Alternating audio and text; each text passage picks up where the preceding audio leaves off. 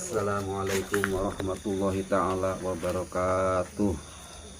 Bismillah, alhamdulillah, wassalatu wassalamu ala rasulillah, la hawla wa la quwwata illa billah. Allahumma salli ala sayyidina Muhammadin salatan tazbiru bihad dunub wa tuslihu bihal qulub wa tanqaliku bihal usub wa talinu bihal su'ud wa ala alihi wa sahbihi wa man ilaihi manasub. Amma ba'du. Sahabat-sahabatku, saudaraku yang budiman dimanapun berada, terutama sahabat pecinta Upogio dimanapun berada, senantiasa selalu diberikan sehat walafiat ya. Dan alhamdulillah pada malam hari ini saya bisa bertatap muka ya langsung dengan Mbak Ella ya. Dan Mbak Ella ini punya keluhan ya pas setelah mengalami kejadian yang memang dugaan ya, dan saya mendapat kabarnya dan memang saya dipanggil oleh saudaranya ya. Dan alhamdulillah juga Bella ada di rumah. Bella, yang selama ini apa yang Bella keluhkan ya? Yang saya keluhkan sekarang ini, dada saya sering sakit, perut saya juga sakit, terus kalau diam kadang mendengarkan suara-suara yang aneh. Oh, ada bisikan-bisikan goib ya? Iya. Itu terjadinya setelah Mbak Ella melaksanakan aborsi itu ya? Iya. Terus sudah pernah diobatin sama siapa gitu atau orang-orang sekitar sini? Astagfirullahaladzim. Astagfirullah. Ada apa? Astagfirullahaladzim. Kawan. Allahu Akbar ya. Emang Mbak ini kena serangan non medis ya? Iya. Karena udah terasa ini auranya dan ada bisikan juga ya? Iya, ada bisikan, tapi suaranya tuh nggak jelas. Nggak jelas ya? Bisikan tuh terus terdengar di telinga saya. Ini malah berat jelas sekali ini bisikannya ini. Kayak perempuan ya? Iya. Nah, Suara Ustaz. ya suara kayak ada suara lantunan gitu ya. Mbak Ella ya? Iya. Setelah Mbak melakukan hal yang menurut saya ini sangatlah tidak terpuji ya, dan itu salah satu dosa yang sangat besar, karena ini Mbak ini sudah membunuh bayi sendiri, itu dosa besar ya. Jadi Mbak ini ada penyesalan enggak? Ada penyesalan, ada. Saya sangat menyesal sekali. Dan sakit pun juga ada. Bisikan-bisikan juga ada. Itu semuanya itu menyerang kepada saya setiap hari. Saya nggak tahu harus bagaimana. Dan selama ini saya selalu banyak dosa dan melakukan hal-hal yang tidak saya sangka. Ya. Nah, itulah suatu peringatan ya dari Allah Subhanahu wa Ta'ala. Apa yang Mbak lakukan ini memang hal yang tidak baik, dan tentunya ada imbasnya ya. Dan tentunya imbasnya itu juga hal yang tidak baik juga bagi Mbak ya. Karena Mbak awalnya tadinya telah terjerumus dengan kemungkaran ya, kedoliman. Maka ini ada kaitannya dengan hal-hal non medis, karena yang didatangi sama Mbak itu adalah pemuja setan, pemuja iblis. Iya. begitu. pasti gitu Ustaz. Hmm. Mungkin itu Ustaz. Bagaimana Ustaz? Ya, Ustaz. Ya, ini harus segera dibersihkan ya, dari tubuhnya ya, agar tidak mengganggu lagi dalam kejiwaannya. Ya, saya sudah benar-benar capek. Badan saya sakit. Saya ingin mengeluarkan apa yang selama saya dengar, apa yang keluhan saya punya itu saya ingin semuanya ini hilang dan saya ingin seperti dulu lagi. Dan ini Mbak, kalau seandainya Mbak kepingin sembuh total ya, memang Mbak itu harus membersihkan secara batiniah ya. Jadi ruhaniah Mbak Ila ini harus bersih dari segala macam perbuatan dosa ya. Nah, kalau Mbak sendiri belum bisa bertobat, maka saya rasa ini akan sulit sekali untuk mengambil benda-benda yang ada di tubuh Mbak ini. Saya ingin bertobat dan saya ingin menjalankan jalan yang lurus. Saya ingin menyembah kepada Allah dan saya ingin meminta maaf dan minta ampunan apa yang selama ini saya lakukan di masa hidup saya. Ini tobat itu syaratnya juga Mbak Ella ya. Jadi saat tobat itu kita pertama kita menyadari, kita sadar apa yang kita lakukan yang dosa ya, salah besar. Setelah kita sadar dan intinya kita itu udah tahu itu dosa besar, yang kedua itu kita menyesal akan perilaku itu. Nah, dari penyesalan itu maka timbul kita itu perjanjian. Mbak harus berjanji tidak akan mengulangi lagi perbuatan nista itu ya. Insya Allah saya akan berjanji dan saya tidak akan melakukan hal seperti itu lagi. Saya ingin menyucikan diri saya ingin membuang apa yang ada di dalam saya ini. Ya, semoga saja ya. Saya ini cuma hanya membantu saja. Kalau soal sembuh atau tidaknya itu adalah tergantung dari kuasanya Allah Subhanahu wa Ta'ala ya. Dan sekarang saya mohon supaya Mbak Ila dengan hati yang tulus dan ikhlas, saya tuntun untuk istighfar ya, istighfar atas segala dosa dan kesalahan Mbak Ila. Dan ntar saya akan dituntun untuk baca syahadat ya.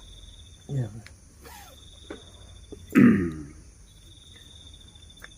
Ikutin kata-kata saya ya, apa yang saya kalimat yang saya ucapkan, Mbak ikutin ya. Mari mulai dengan baca ta'awudz ya, Mbak Ila ya. Ya. Dengan hati yang ikhlas, memohon kepada Allah, memohon pengampunan ya. A'udzu billahi minasyaitonir rajim. A'udzu billahi minasyaitonir rajim. Bismillahirrahmanirrahim. Bismillahirrahmanirrahim. Astaghfirullahaladzim. Astaghfirullahaladzim. Alladzi la ilaha Alladzi la ilaha Alladzi la ilaha illa huwal hayyul illa huwal hayyul Alladzi la ilaha illa huwal hayyul qayyum Alladzi la ilaha illa huwal hayyul qayyum wa atubu ilaihi Atubu ilaihi. asyhadu an la Allah. ilaha Allah. illallah Astagfirullah. Asyhadu an la ilaha illallah wa asyhadu wa asyhadu anna anna Muhammadan Muhammadar Rasulullah. Rasulullah. Aku berjanji Aku berjanji tidak akan melakukan perbuatan perbuatan mendolimi menjolimi siapapun, siapapun, dan saya berjanji dan saya berjanji akan akan melakukan melakukan perintah-perintahnya perintah-perintahnya Allah Subhanahu wa Ta'ala. Allah Subhanahu wa Ta'ala. Ya, sekarang Mbak udah berjanji ya, ingat janjinya ya. Sekarang Mbak harus menuruti perintahnya Gusti Allah Amin. dan menjauhi larangannya, dan Mbak tidak akan lagi mendolimi, berbuat dosa, terutama dosa-dosa besar termasuk aborsi ya. Dan Ya, Nah sekarang Bapak Allah. pejamkan matanya. Sekarang rasakan mana yang sakit ya, dada. Coba Mbak Astagfirullah ya Rob. tarik nafas dari hidung ya, pelan-pelan, santai, di dada, relax. Pas, nah dada, tahan nafas. Coba di dalam hati baca, menyebut kalimah Allah. Ya Allah ya Qadir, ya Allah ya Qadir, ya Allah ya Qadir. Terus kuatnya.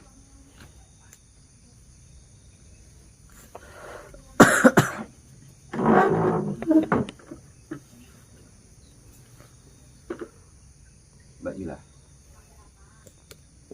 Urusan dari jasadi, baiklah. Al-Fatihah.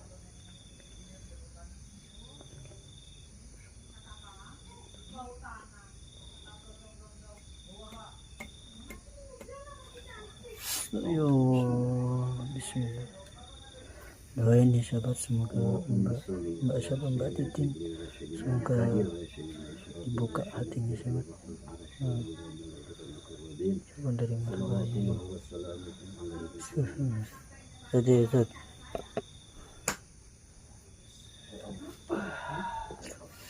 Astagfirullahaladzim.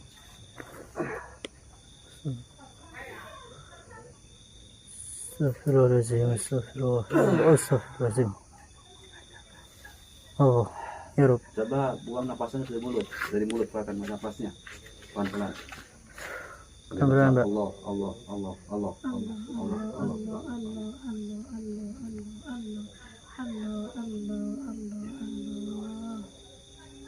Gimana sekarang? Udah agak entengan dadanya? Alhamdulillah, tubuh saya merasa ringan tanpa beban seperti dulu.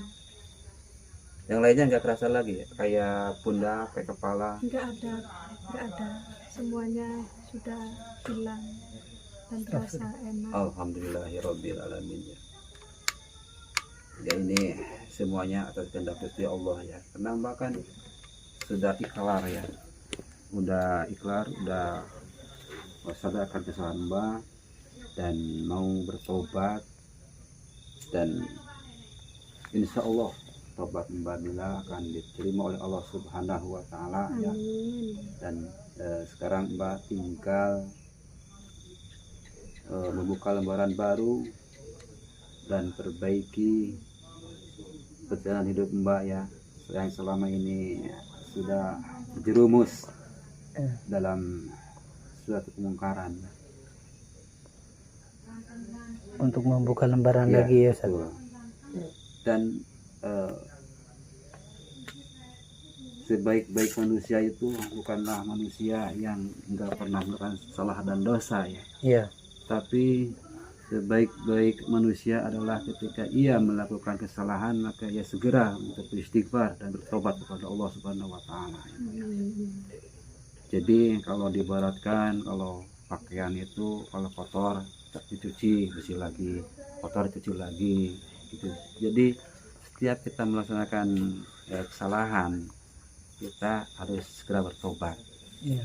Tapi itu kalau dosa yang kayak Mbak ini termasuk dosa besar ya, laka Iya. bersih itu. Sangat besar ini Ustaz. Iya, nggak bisa dengan istighfar saja. Iya, banyak itu. Iya, jadi harus Mbak ini bertobat Kepada tobatan Allah. nasuha Mbak ya. Jadi selain istighfar, walau malam sholat tobat, Iya. Ya. Insya Allah diterima Dan- sama Allah. Mbak itu harus mulai sekarang harus menjalankan apa perintah-perintahnya Gusti Allah, Mbak laksanakan Ya. dan jauhi larangannya, Ya. dan jangan sampai Mbak terbujuk lagi ke hal-hal yang menjerumuskan kayak kemarin itu. Jangan mendatangi lagi ke rumahnya Mbah Diem. Ya, berbahaya saran itu. saya. Saya nggak akan Itu berbahaya pergi itu. ke situ.